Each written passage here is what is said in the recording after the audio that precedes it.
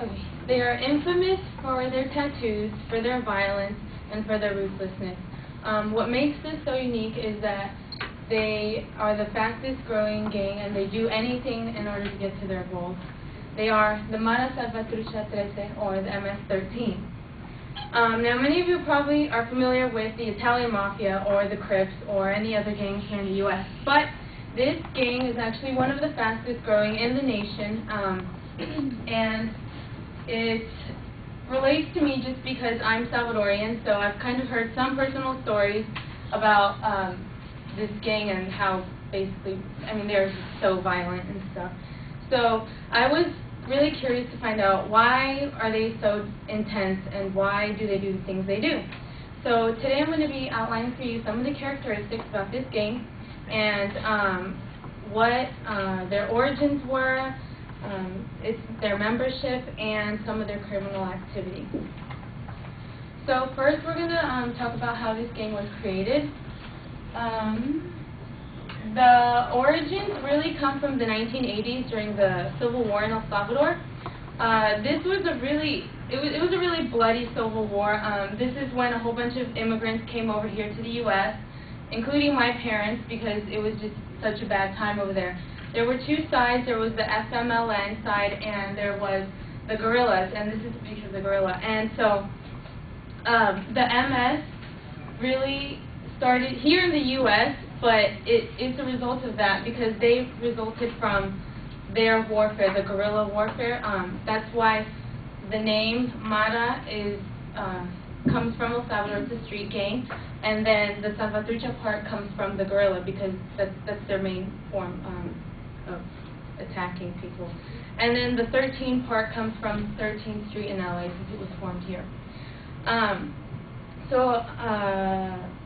Basically what happened was that when the Salvadorian immigrants came here, they really had no real community, and they were really picked on by other people, so what they decided to do was form their own gang so that they could protect the Salvadorian community. But what happened is that they ended up turning on each other, so instead of protecting them, they ended up attacking their own community.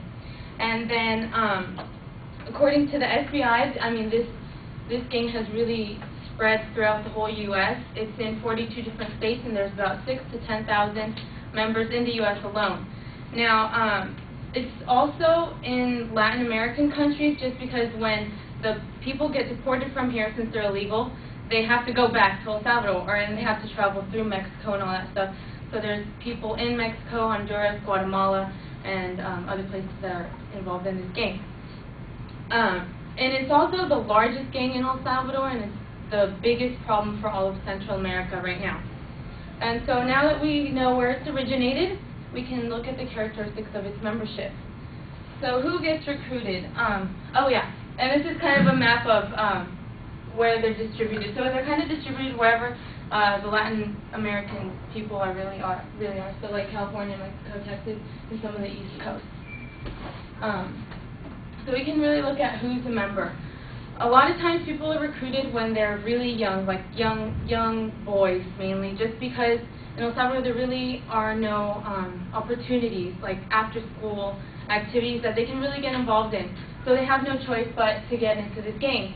And according to the Mara Salvatrucha article, as many as 40 kids could be initiated in one day. And the ages go from anywhere from 11 to 40 years old. Females can also be involved, as you can see, and they're not as common, but they are there. And the way to get initiated is, there's two forms. You can either get jumped in on, or you have to commit an act of violence on someone else. And when you get jumped, well, it's basically like you're getting jumped. So you have to get jumped by at least maybe 6 or more members of the gang, and sometimes it's for 13 seconds just because it's symbolic of the 13 number that they use in their name, or as many as a couple minutes. And basically you have to show that you're worthy of being in the gang. So if they don't do that one, and that's considered the simple form of initiation. So the other one is you either have to kill someone, murder, rape, something against someone else. And they're really known for having all their tattoos, the tattoos on the face, all over the body. And the thing is a lot of the tattoos are really symbolic of what they do. So if they have tattoos of grenades or something, maybe they're specialized in explosives. And once you're in this gang, you're in it for life. Once you join, there really is no way of getting out. So I have a personal example myself. My mom's cousin, he was in the gang when he was young, so he really had no goals in life. And of course, after a while, he really wanted to get out of it. So he wanted to form a family and stuff, but they didn't let him out. He was out on the job one day, and they found him, because they find you. I mean, I don't know how, but they know where everything is, and he got murdered. So, I mean, and it was very violent, because they took his eyeball out, and he was with his brother-in-law too, but his brother-in-law was in a wheelchair, so there was really no way for them to defend themselves.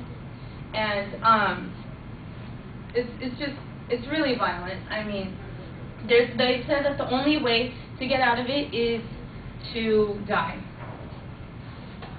And there you can see more of their tattoos and hand symbols there. Actually, this one is one of them. It's the rock on symbol here, but over there, it's not. So if you ever go to El Salvador, don't do that. And now we can really look at the qualities of their gang. They're really known for their violence, as I've said before.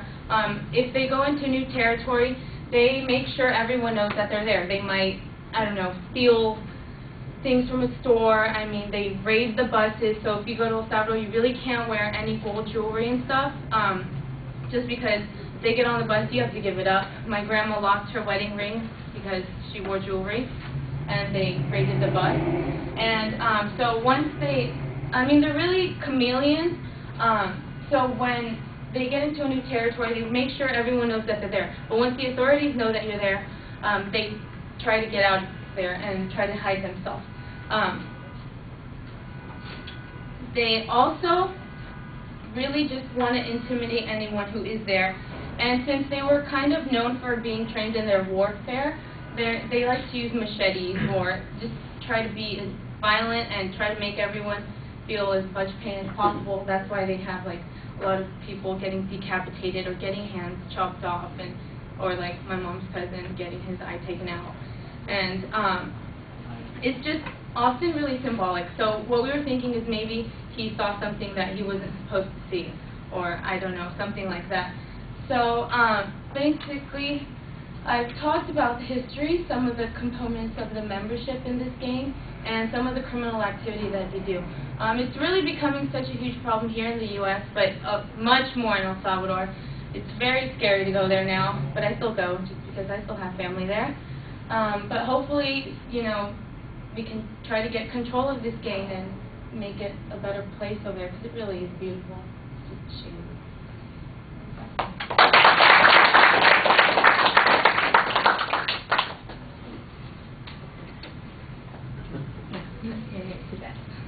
Like the terrified baby.